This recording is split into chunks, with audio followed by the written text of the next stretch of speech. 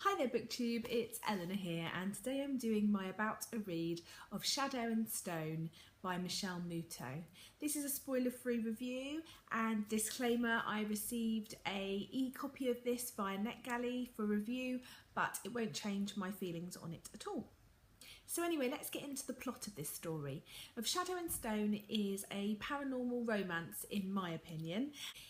It's all about Kate. She's a Hollywood actress, an up-and-coming starlet. I would suggest maybe perhaps a little bit like Jennifer Lawrence has just got her big break in a Hunger Gamesy type trilogy, and she's quite famous. She's got a bit of a deadbeat boyfriend she's kicked to the curb, and in her dreams she is ending up in a castle. She's not sure if it's a dream or what's going on, but she's ending up there, and she meets Declan, the owner of the castle, or the lord, and he tells her it's a place for paranormal beings. We also follow a young writer, a young man called Ian, who has met Declan previously and is looking for his next story, and goes to a castle in Scotland that Declan said he's the lord of, and finds out a lot more about this castle and what's going on there. And there he meets Kate, not in the flesh, but as what he thinks she is a ghost. However, she is in her dream, so it's a bit strange.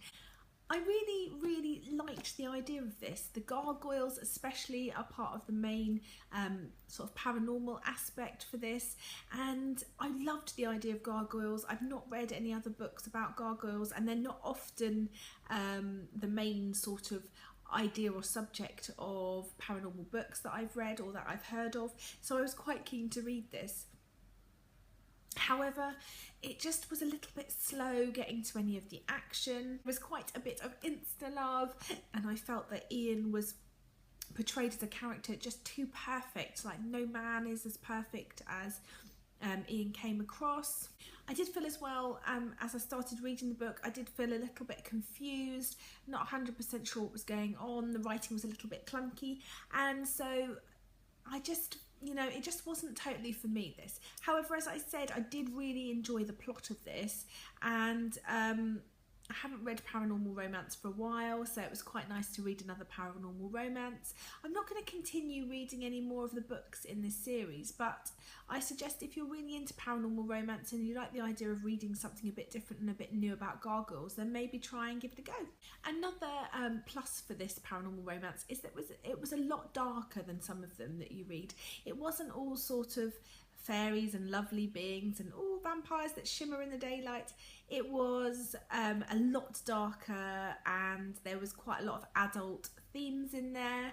There was some grotesque things going on, and so I liked that aspect of it. I liked it being a bit darker and a bit more gritty, so I really enjoyed that.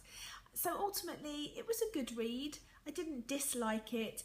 It just sort of was a bit middle of the road for me, I would probably say. So for this one I gave it 3 stars, but if you like paranormal romance and you fancy something a bit darker and something a bit different with gargoyles, then give it a go. Anyway, that's it for now, BookTube, and I shall speak to you soon. Let me know if you've read this and if you liked it, or if you fancied reading it, or what you're reading at the moment. I always like to hear, and I'll speak to you soon. Bye for now, BookTube.